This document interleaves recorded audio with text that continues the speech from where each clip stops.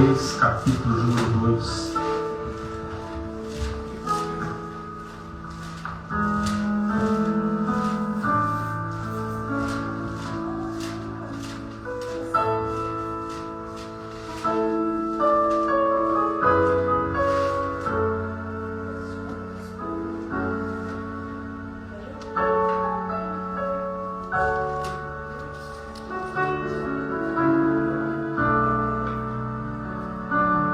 Amém?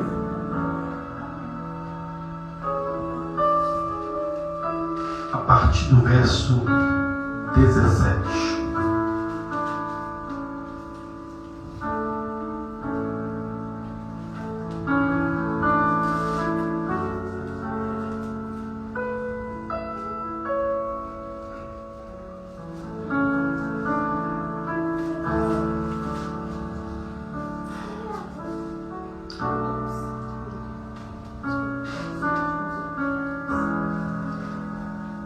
Amém? Amém. Glória a Deus.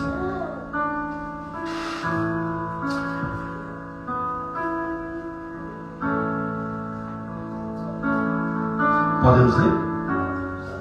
Mas eles apertaram com ele até se afastiar-se e disse: enviai. E enviaram 50 homens que buscaram 3 dias, porém não o acharam. Então voltaram para ele, tendo ele ficado em Jericó, e disse-lhes: eu não vos disse que não fosseis? E os homens da cidade disseram a Eliseu: eis que boa é a habitação desta cidade, como meu senhor vê, porém as águas são más, e a terra é estéril. E ele disse: trazei-me uma salva nova, e ponde nela sal. E lhe a trouxeram, e lhe encheram e lhe a trouxeram. Então saiu ele ao manancial das águas, e deitou sal nele, e disse: assim diz o Senhor, sararei essas águas, não haverá mais nela morte, nem esterilidade. Ficaram, pois, sãs aquelas águas até o dia de hoje, conforme a palavra que Eliseu tinha dito. Amém? Glória a Deus. Pode se assentar em nome de Jesus.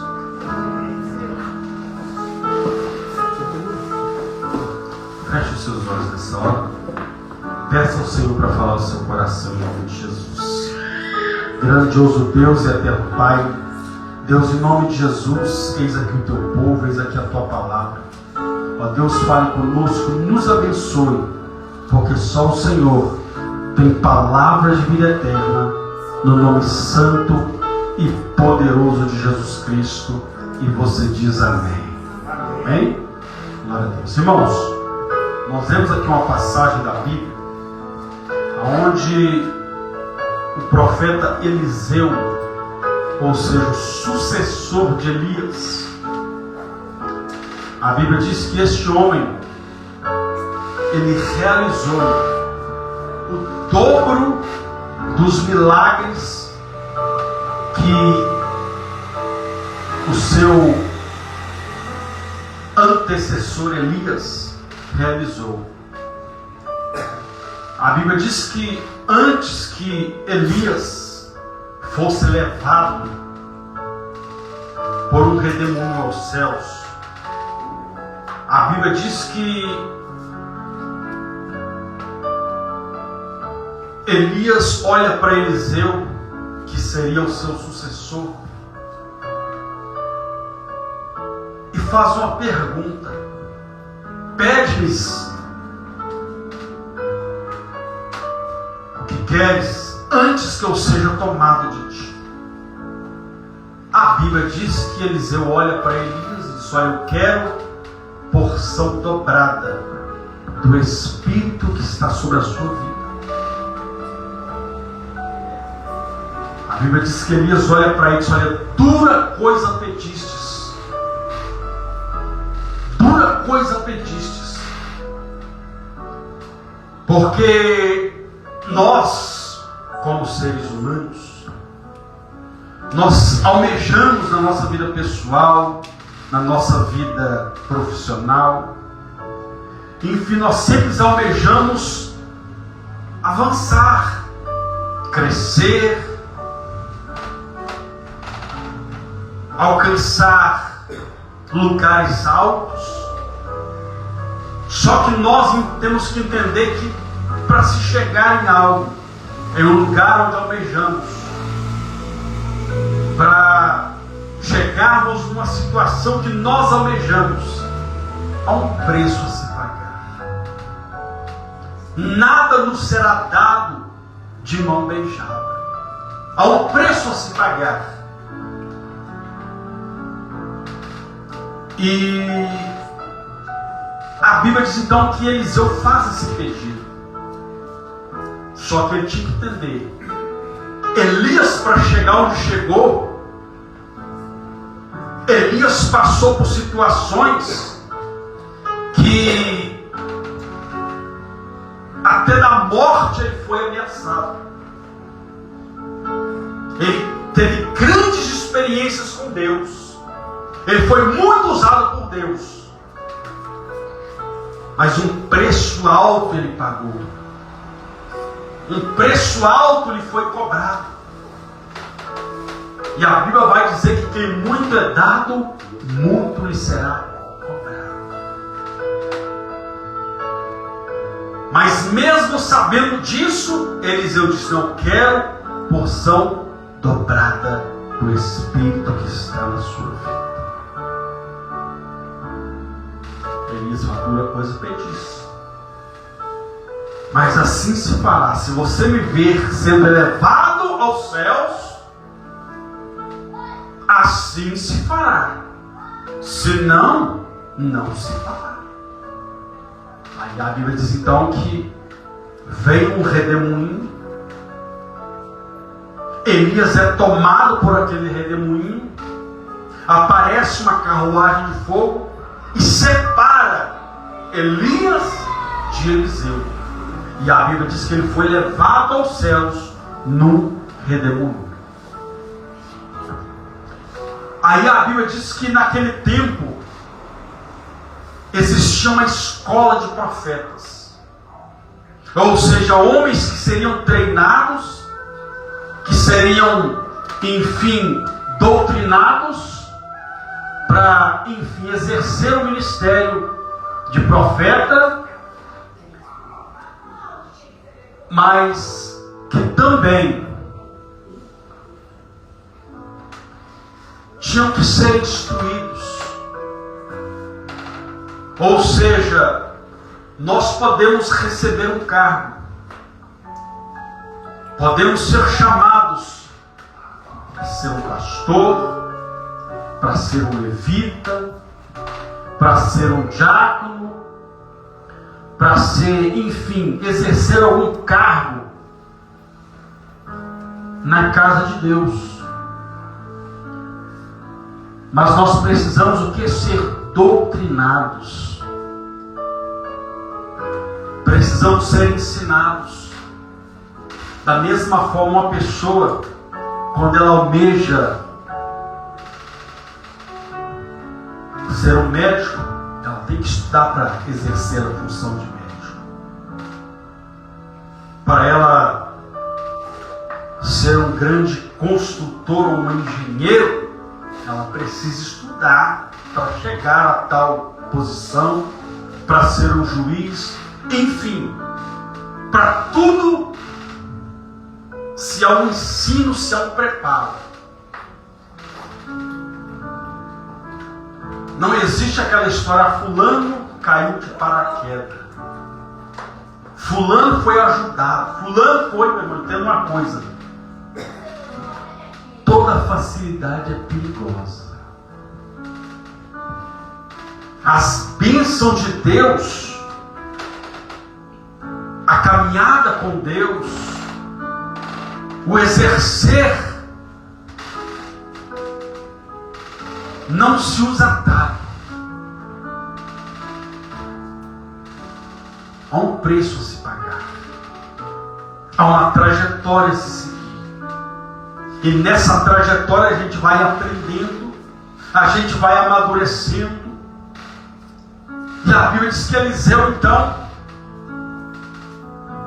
ele foi aprendendo, ele foi observando.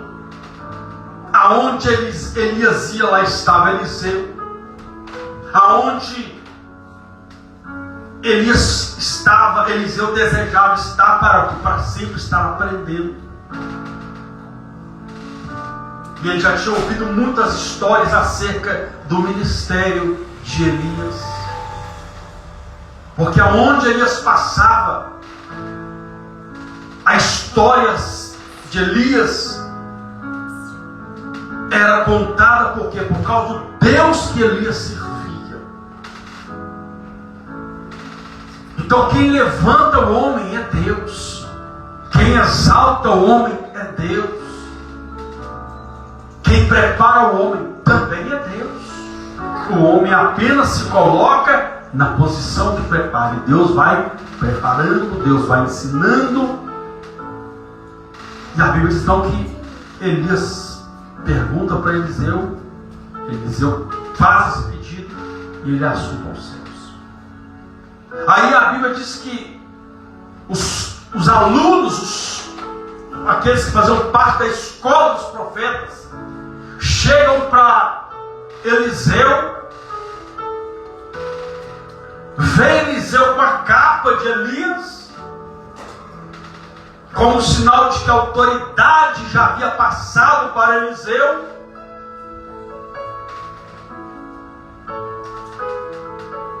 E eles falam para Eliseu: nós podemos procurar o nosso senhor Elias? A Bíblia diz que Eliseu diz: não vão. Vocês não viram? Ele foi assunto aos céus. Ele foi tomado por Deus. Não, mas imagina, não, mas vai que Deus levou ele para algumas campinas aí ao redor aqui. E Eliseu falou: não precisa ir. Aí a Bíblia diz, onde nós entramos na leitura, que eles insistiram, ficaram fazendo pirraça, e nós temos que deixar a gente ir, insistiram. E Eliseu falando não, e Eliseu era a voz de Deus.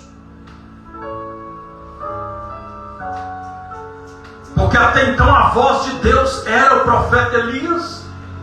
Elias então sobe aos céus e Eliseu fica com essa autoridade. E ali então a partir de Deus estaria falando através do profeta Eliseu. E Eliseu fala: não vai, não precisa ir. Eles teimaram, insistiram. Aí por fim Eliseu falou: então pode ir.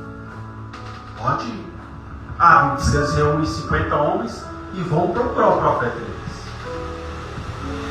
3 dias eles procuraram Elias.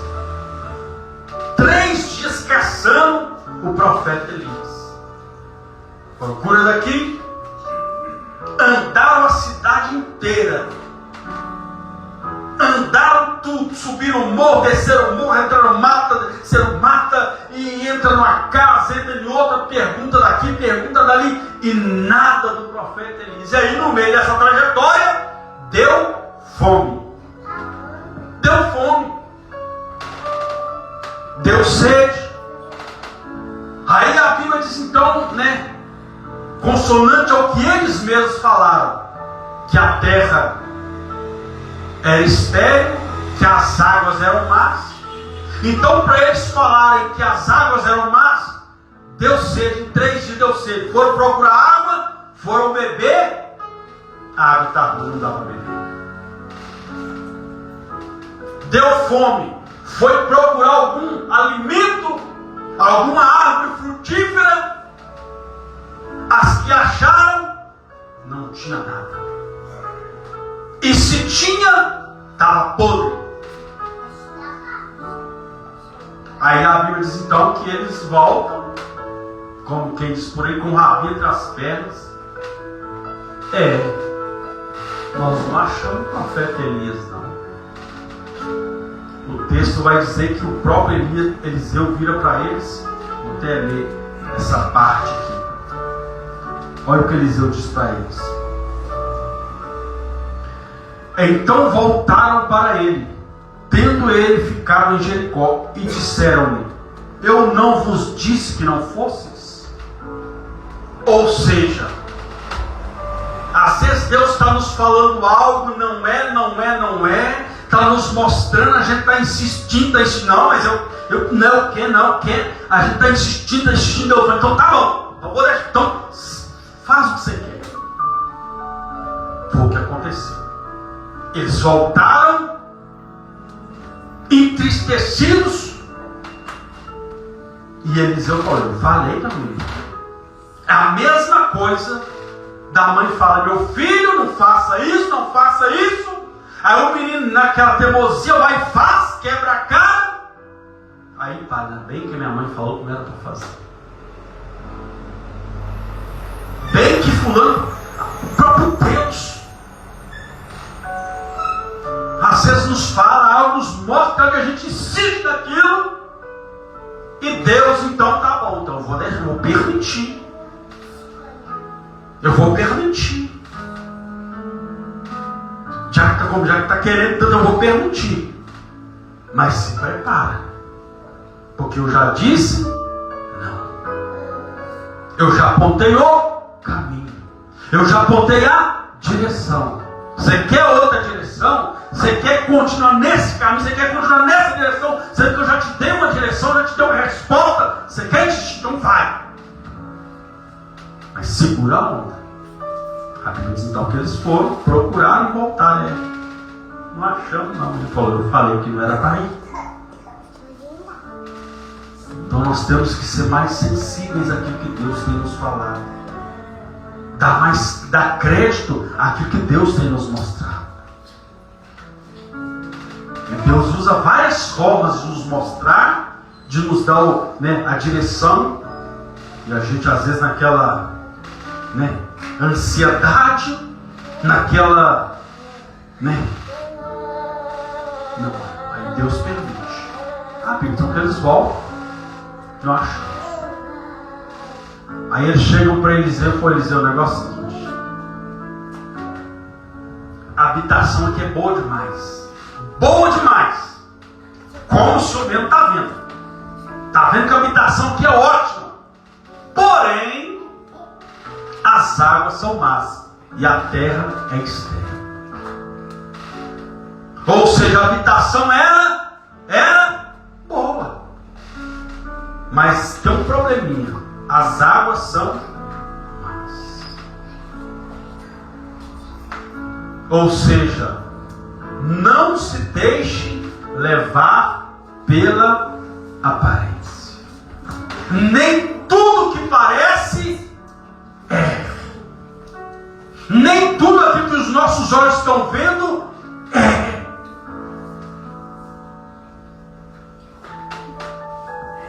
A Bíblia diz que quando o profeta Samuel adentra a casa de Jessé, ele vê os irmãos de Davi. Opa! Com certeza, quando ele vê Abinadab, o irmão mais velho de Davi, o maior, com certeza vê aquele homem, vamos por aí, o forte, robusto, bem aparentado, bem vestido, aquela roupa de guerreiro, aquela coisa toda. Opa! Com certeza está perante mim o ungido do Senhor. Na hora que ele vai para ungir, Deus, opa! Parou, stop. Samuel, não atentes para a sua aparência. O homem vê o que está por fora, porém eu vejo o coração. Eu vejo o que está por fora. Então não nos podemos deixar nos levar pela aparência. Está diante dos nossos olhos.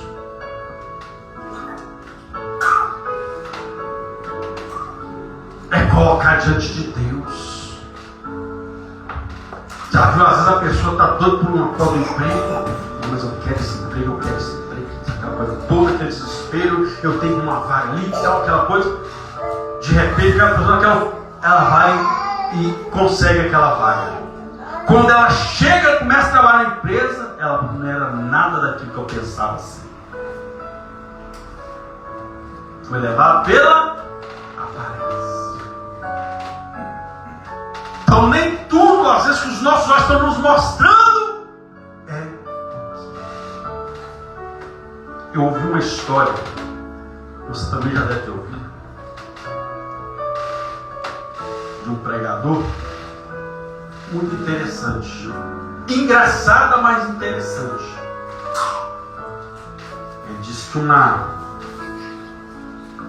moça chegou para ele e disse: pastor, eu conheci um rapaz bonito e inteligente. Ele falou: o quê? Bonito e inteligente? Você ganhou na loteria, né? Primeiro que a gente achou um bonito e inteligente. Ou ele é feio e inteligente. Não dava as duas coisas ao mesmo tempo, não dá. Ele é assim, ele é trabalhador, aquela coisa, só tem um problema. E ele falou: estou doido para casar com ele, só tem um problema. Qual? Ele bate na mãe dele. Aí o pastor virou para mim: então você deve casar com esse homem logo. É por quê, pastor? Só acha que é de Deus? Se é de Deus eu não sei, mas que a mãe desse rapaz precisa parar de apanhar, ela precisa. Deixa para bater você que está novinha, mas que essa mulher tem que parar de apanhar, ela precisa. Aí na mesma hora ela, por quê? Por causa da aparência. Então nem tudo que aparenta ser é. Nem tudo que nós estamos vendo no exato é.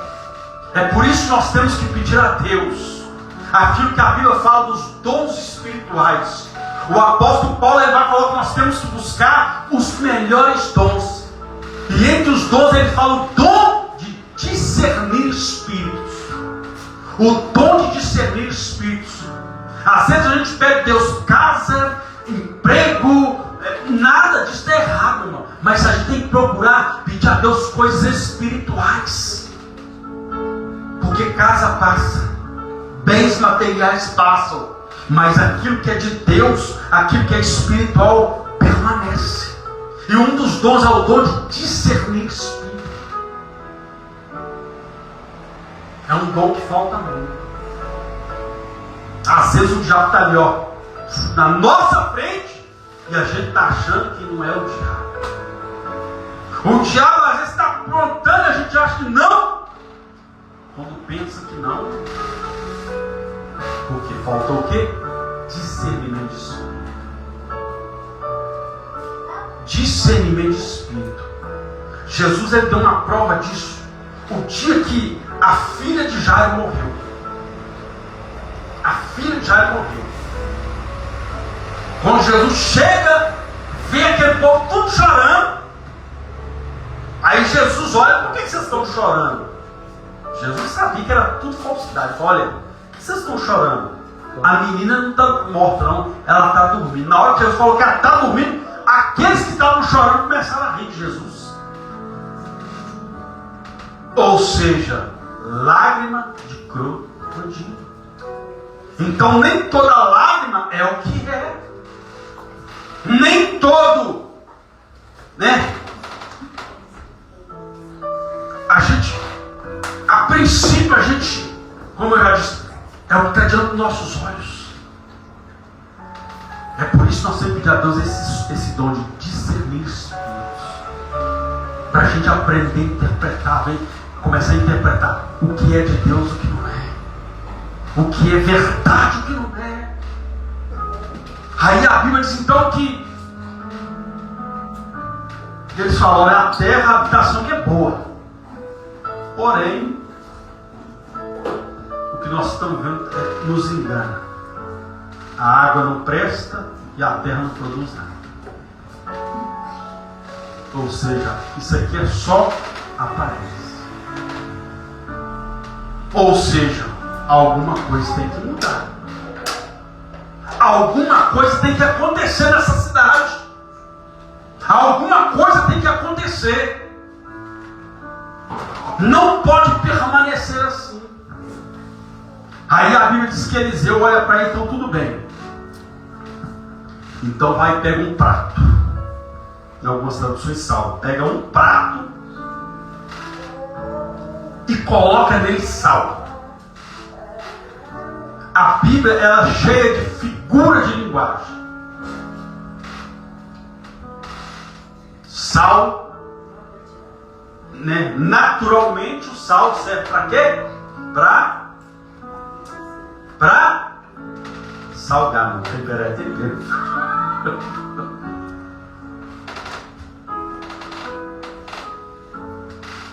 Então o sal serve para salgar. Naturalmente. Mas o sal na Bíblia simboliza a presença do Espírito Santo. E prato significa vida. Significa vida. Vida. Ou seja, traz o prato e enche de sal. Coloca a sua vida diante de Deus e se encha do Espírito Santo. Se encha da presença de Deus. Para que aquilo que está morto ressuscite. Para que aquilo que está ruim mude. Eles queriam mudança. Não basta ter a boa habitação se as águas são más e se a terra não produz.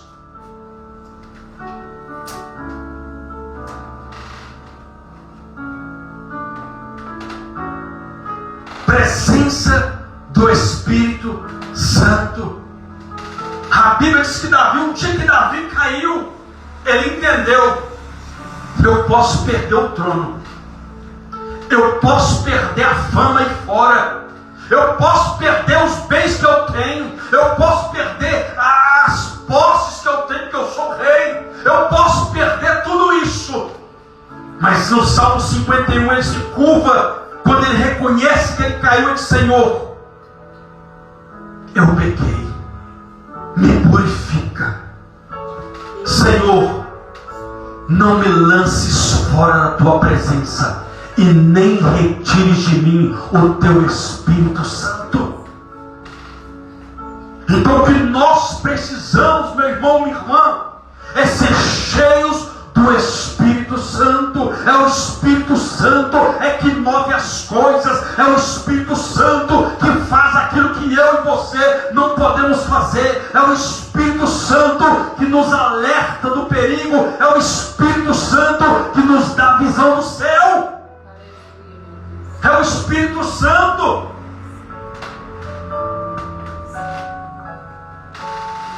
É o Espírito Santo que nos faz enxergar aquilo que os nossos olhos carnais não veem.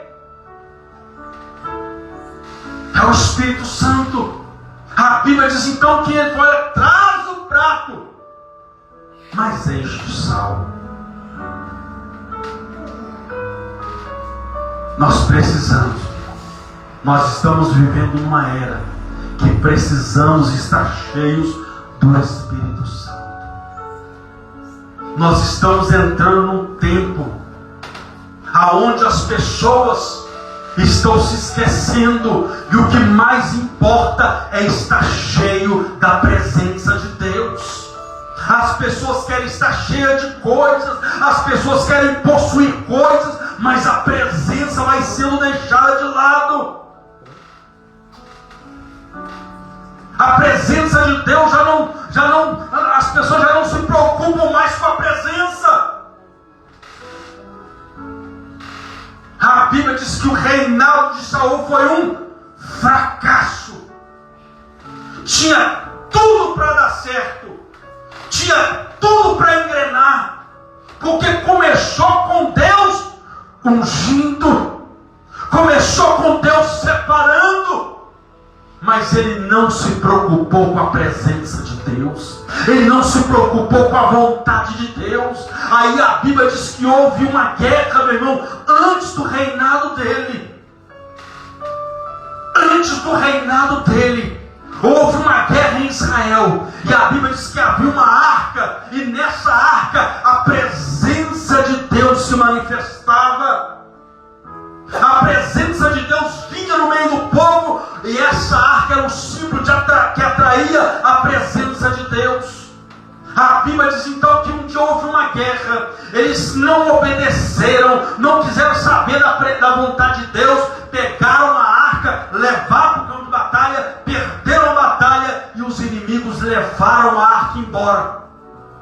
Aí a Bíblia diz que houve uma mulher que ia ganhar uma criança, a nora do sacerdote ali, ela ia ganhar uma criança, e a Bíblia diz que então que na hora de ganhar a criança, ela estava à beira da morte. Antes de morrer, ela coloca o nome do menino de Icabô, que quer dizer, foi-se embora a glória de Deus, foi-se embora a presença de Deus. Aí a Bíblia diz então que quando Deus levanta o primeiro rei, que foi Saul, a incumbência dele era trazer de volta a glória de Deus para Israel. A Bíblia diz que ele assumiu o trono, mas não quis saber da presença, não quis saber da glória de Deus. O reinado dele foi uma tragédia. Aí a Bíblia diz que Davi assume o trono. A primeira preocupação de Davi é essa: vamos trazer de volta a arca de Deus para Israel, vamos trazer a presença de volta para Israel. Aí o dia que ele falhou, ele entendeu: eu posso perder o trono, eu posso perder o reinado, eu posso perder tudo, só não posso perder a presença de Deus. O que Jesus vai falar? Que adianta o homem ganhar o mundo inteiro. Ganhar o mundo inteiro. Quando está falando ganhar o mundo inteiro, é o quê? Que adianta o homem ter a sua família toda reunida à sua volta, ter o melhor emprego, ter o seu nome aclamado, ter uma vaga na melhor empresa, ser uma pessoa bem querida por todos, ganhar o mundo inteiro e perder a sua alma. Só se perde a alma sem a presença. Só se perde a alma sem a presença. Nós lemos os jornais, tanta atrocidade, as pessoas ficam apavoradas.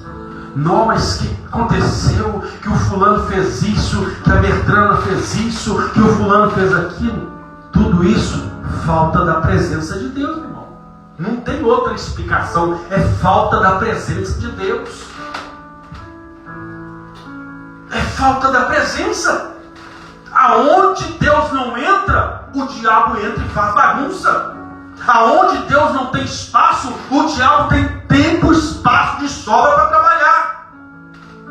É por isso que nós temos que fazer a nossa vida um lugar de habitação da presença de Deus.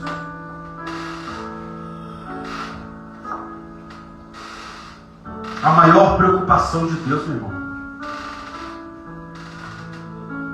apesar que o nosso Deus ele não fica preocupado, mas eu posso dizer assim, que a maior preocupação de Deus é que o ser humano reconheça que Ele é Deus, que o ser humano precisa da presença dEle, precisa ser cheio da presença dEle.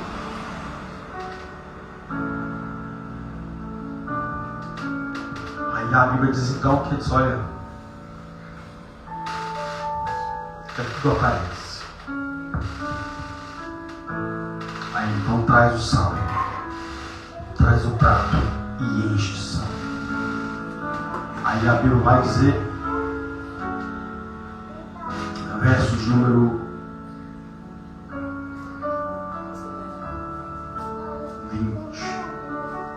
21, 22 diz assim.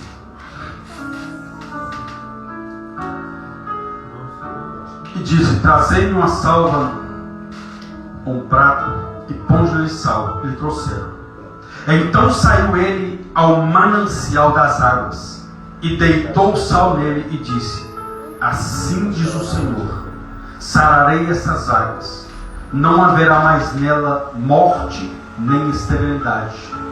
Ficaram, pois, sãs aquelas águas até o dia de hoje, conforme a palavra que Eliseu tinha dito. Ou seja, primeiro, tenha atitude de fé. Tenha uma atitude de fé. Ninguém questionou: o que é isso? Para que um prato? Para que coçar? Para que jogar sal na água? Ninguém questionou. Ninguém questionou, porque eles entenderam: opa, é Deus que está falando. É Deus que está falando. Quando nós questionamos a palavra de Deus, quando nós questionamos o que é ministrado, é como nós estamos falando. Não a palavra de Deus. O texto vai dizer: e ficaram, pois, sãs aquelas águas até o dia de hoje, conforme a palavra que Eliseu tinha dito. Eliseu era o representante de Deus naquele lugar. Eliseu era o porta-voz de Deus. Então, quando nós subimos aqui, pregamos a palavra, não é nossa palavra, a palavra de Deus. Só que para que as coisas acontecerem, eles deram crédito. Houve uma atitude de fé, mas eles acreditaram na palavra. Então, se não houver conformidade com a palavra, realmente não é Deus que está falando. Porque, infelizmente, não, se nós, nem de muito longe não, é por isso que nós temos que conhecer a palavra. Porque tem tanta coisa sendo pregada por aí, tem tanta coisa sendo profetizada por aí, que não é a palavra de Deus. Não é a palavra de Deus. Não, porque eu sou profeta. Você é profeta? Pois é, mas também existem os profetas de Baal. Falar que é profeta, qualquer um pode falar que é. Agora que é de Deus, é na hora que a gente leva para a palavra. É na hora que a gente leva para a palavra. Tem muita gente deixando de acreditar em Deus. Tem muita gente abandonando a caminhada porque está olhando para o homem e não para a palavra.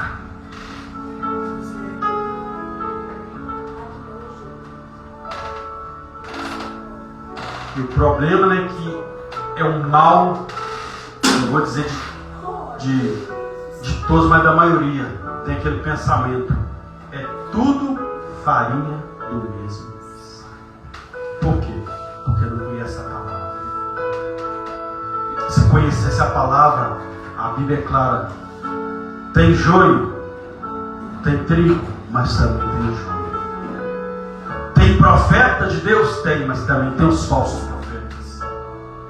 Tem os falsos mestres, tem os falsos líderes. Então, o falso profeta, ele vai falar aquilo que você quer ouvir, aquilo que vai massagear o seu ego, aquilo que vai de encontro à sua necessidade, não à sua real necessidade, que é só Deus que sabe. Evangelho que não confronta não é evangelho. Evangelho que não nos chama a renúncia das nossas vontades para fazer a vontade de Deus, não é evangelho. Jesus foi bem claro que aquele que quer vir após mim, negue-se a si mesmo, tome a sua cruz e me segue. Você acha que foi fácil carregar a cruz, meu irmão? Não. Você acha que foi fácil? Não. O próprio Jesus, lá no monte, ele dobra os joelhos, Pai, se possível, fogo, passa de mim esse cálice. Se possível, mas que não seja feita a minha, mas a tua vontade. Se a vontade de Deus não é algo que nós desejamos, não é evangelho. O evangelho é renúncia. O evangelho é andar na contramão do que o mundo nos apresenta.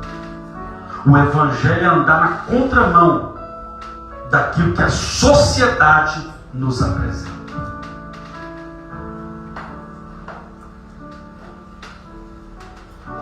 A Bíblia diz que o mundo jaz no maligno.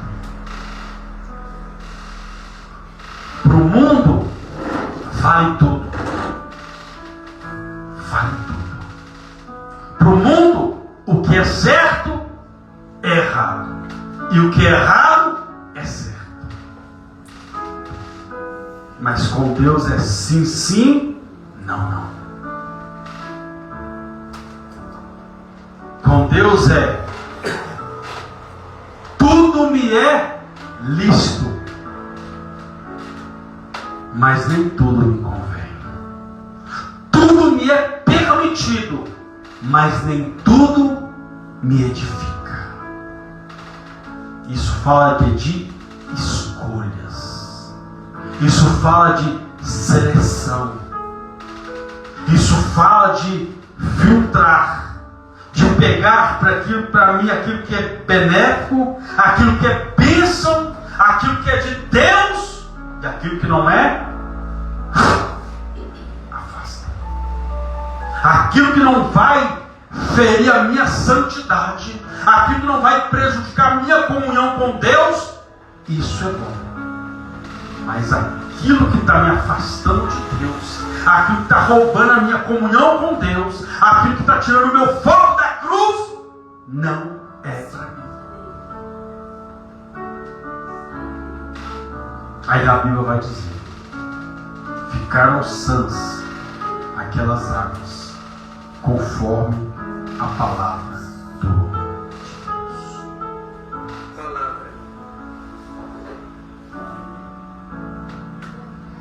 Amém? Glória a Deus. Feche seus olhos.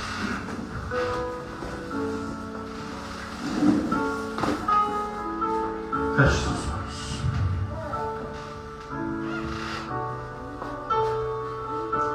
Santo Deus e eterno Pai, Deus, em nome de Jesus, a Tua palavra foi ministrada. Ó Deus, em nome de Jesus, toma nas Tuas mãos, Senhor, a vida do Teu filho, da Tua filha. Pai, a Tua palavra diz que aquelas águas se tornaram sãs, porque houve alguém que acreditou na palavra. Que aquela terra ficou boa, porque alguém acreditou na palavra. E acreditar, Senhor, é praticar. Acreditar, Senhor, é viver o que a palavra nos ensina.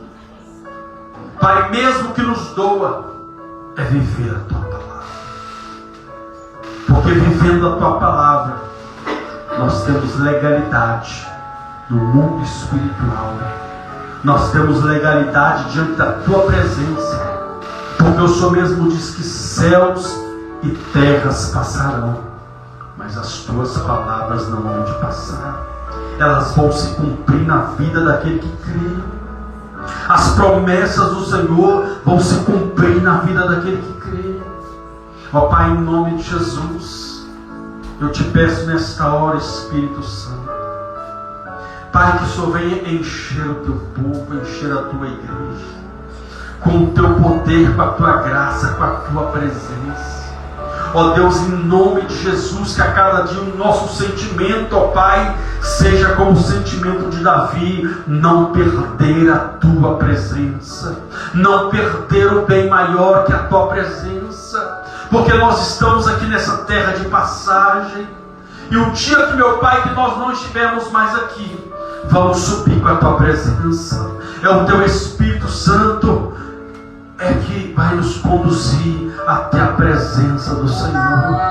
Então, em nome de Jesus, meu Deus e meu Pai, enquanto estamos aqui, é o teu Espírito Santo que nos convence. Enquanto estamos aqui, é o teu Espírito Santo que nos guia em toda a verdade. Enquanto estamos aqui, é o teu Espírito Santo que intercede por nós com gemidos inexprimíveis. Enquanto estamos aqui, é o teu Espírito Santo que nos adorna. Enquanto estamos aqui, é o teu Espírito Santo que nos faz lembrar de todas as palavras que o Senhor nos ensinou. Enquanto estamos aqui, é o teu Espírito Santo que nos prepara para o dia do arrebatamento. Enquanto estamos aqui, é o teu Espírito Santo quem nos livra dos laços da morte.